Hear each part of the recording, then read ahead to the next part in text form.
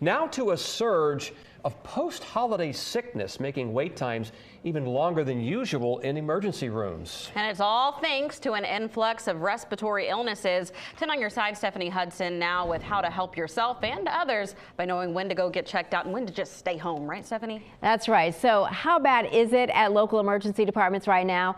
All right, well, it is crowded, but it has been worse. Bottom line, if your life is at risk, of course, you need to go to the emergency department.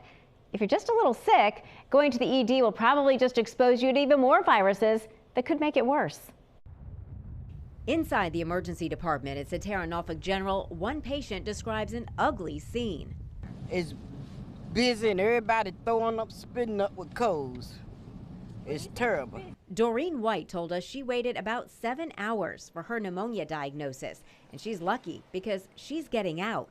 Others are stuck waiting for hospital beds to open up so they can be admitted. Busy, they all down the hallway, out in the hallway, on the side, you know how the sidewalk, they're everywhere, people everywhere.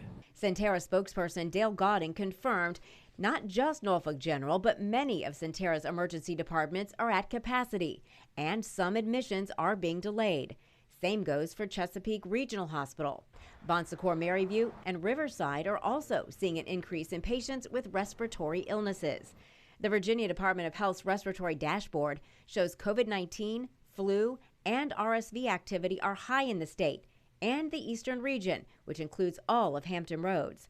This influx of illness on top of typical injuries seen in an ED are only exacerbated by the doctor shortage, which has many using emergency rooms for primary care. Gauding said to ensure patients with the greatest needs are treated promptly, those with flu-like symptoms should assess whether an urgent care or family provider may be more appropriate.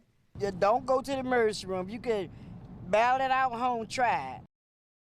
All right, so if you have a cough, runny nose, and a low-grade fever, you should stay home and avoid the urgent care and ER. If you can't breathe, you have a high fever, chest pain, or your symptoms are getting worse after a few days, see a doctor. Sentara has a checklist that can help you make the right call for your health. I put a link on wavy.com. Stephanie Hudson, 10 on your side.